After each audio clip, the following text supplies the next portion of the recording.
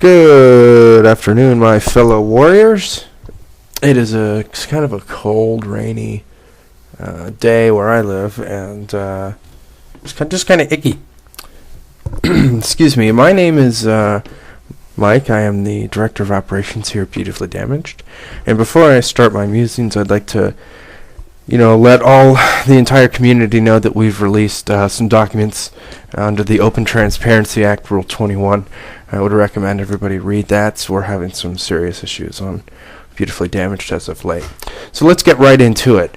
I'd like to start off by saying that I'm not a mental health professional, nor am I a therapist or an MD. I'm simply a mentally ill man expressing his feelings and opinions on a public forum here at Beautifully Damaged.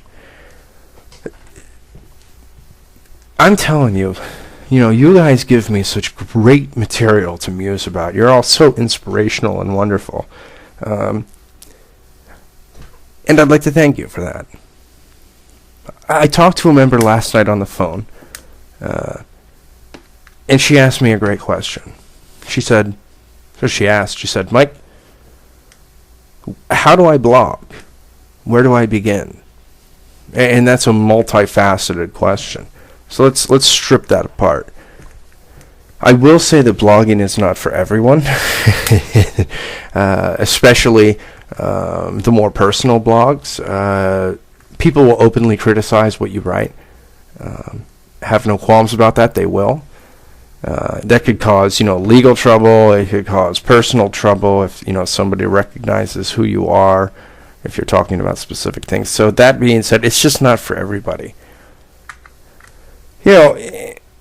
Blogging, there is no one definition of blogging. There's personal blogs, there's business blogs, there's, confessional blogs, life blogs, whatever it may be. So there's no one definition of it. And I think that's what hangs a lot of people up. What is a blog and where do I begin? And I told this member last night on the phone, I said, just begin to write. Don't have a particular goal. Just write. And this member said, Mike, I start writing my blog, but I stop or I don't get into it further, and I think I know why that is. It's hard to face your darkest moments. It's hard to attack those moments when you're writing about them and you're staring dead at them.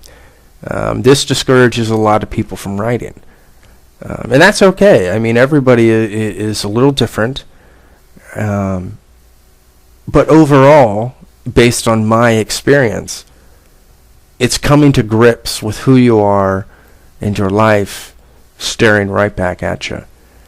I will also say that you can write as many blogs as you want. My suggestion would be that you pick and choose what you want to show the world, because like I said, you're open for criticism, and that could cause trouble. When I started blogging, I didn't have a therapist. I wasn't on medication. I had no form of emotional support whatsoever.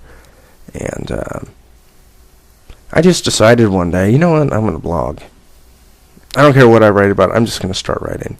And, it was difficult at first, but once I began to write, my feelings started to come out a little bit more, and I was remembering things that I forgot 18 years ago, 19 years ago, 20 years ago, whatever that number may be. But it was my decision to talk about the most horrible times of my childhood, and let the world see that. And I did it because nobody knew who the hell I was. Who was Mike? What was he all about?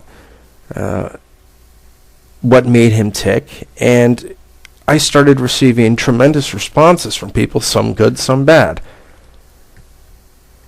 And that's when my life as an advocate began. Roughly, it began when I was 30 years old. And I just, first it was my blog, then it was a website called Rad Online. which talked about the realities of reactive attachment disorder. And a lot of positive things came from that.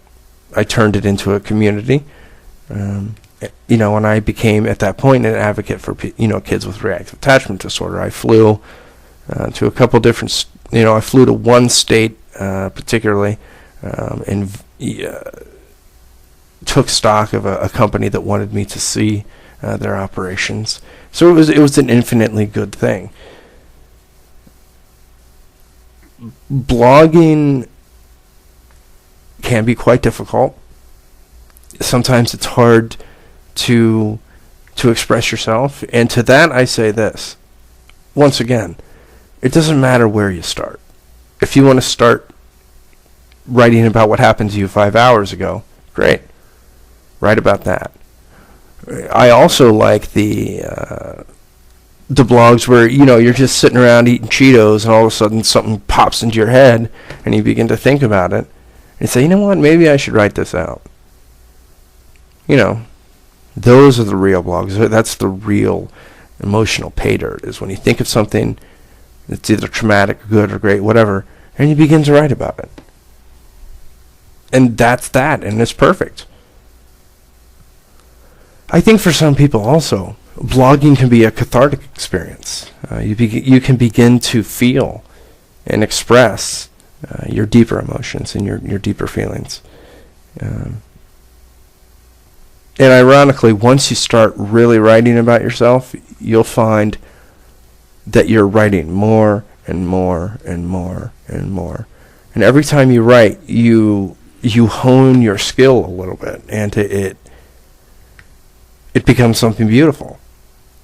It doesn't matter if when you start writing, it's all jumbled and it makes no sense and it's all gibberish. Whatever. It's good that you're getting these feelings out based on my experience and my experience alone. It was very difficult for me at first to take criticism, to be called a horrible person. And a couple other choice words, even some racial words. And you have to take that kind of in stride. This is kind of a warning to people that are starting a blog that want to publish them. If you are getting negative responses from people, bear in mind they don't know who you are, really. They're reading one portion of a much brighter, colorful canvas that is your life. So be prepared to take some criticism and some pretty good hits, depending on what you write about. Picking and choosing is another great question that you have to answer on your own. What do I want? What do I want to show the world? I mean, some things I don't want to share, and that's fine. I'm the same way. I will write a blog, and there are some blogs that I say, you know what? People don't need to know about this. It's not providing an inspirational message. It's not providing any kind of insight for other people. So when you're blogging, think about emotion versus reaction. If you're writing what I'd like to call a shock blog, which is a very revealing insight into yourself or your actions, whatever it may be, shock blogs will shock people, and they tend to elicit negative responses, generally. What I also find, if you're publishing a blog to a public website or whatever it may be, consider the idea that that criticism, it could also be based on other people's illnesses or disorders that are rearing their ugly little heads. And think very carefully about what you release to the public. Shock blogs in and of themselves can be good, but at the same time, because they can elicit such a negative response, it may trigger you personally. So I try to recommend to people that they don't write shock blogs unless it is an absolute necessity, to have cathartic release. And that's that. That's as simple as blogging is. And feel free to share your blogs with Beautifully Damaged. We'll review them if we like them, or even if you request them to be published, we will publish them. Send us your blogs. In fact, we created a graphic for it. Share your life with us, because your life, once again, is a beautiful canvas with many different colors. Lastly, but not least, is this member that I was talking to on the phone last night. She told me specifically, she said, my life right now is terrible, and I can't help anybody else right now because of what I'm going through. And I say to that, you are incorrect. You are incorrect, because if you were to write about your current problems, other people are going to read that blog and they're going to say, you know what? I'm not alone. I'm going to talk to this person, connect with this person, and we can share our experiences together of what we're going through. So even in even in that sense, you're still providing an inspirational message of hope, and understanding and grace to another person. And that's the whole point, in my opinion, of recovery blogs, is you're connecting with other people that think they're alone too. And then they figure out, really fast, hey, I'm not alone in this. There's somebody right there that, I can reach out to. And it becomes a reciprocal relationship. And sometimes that's all you need. So blog away, my friends. Share your beautiful life canvas with others. And I promise you, you're going to reach more people than you think. And you're going to help them. And you are an inspiration. I'd like to thank you for listening to the Musings of a Scoundrel. I hope everyone has a blessed, graceful day. Thank you very much.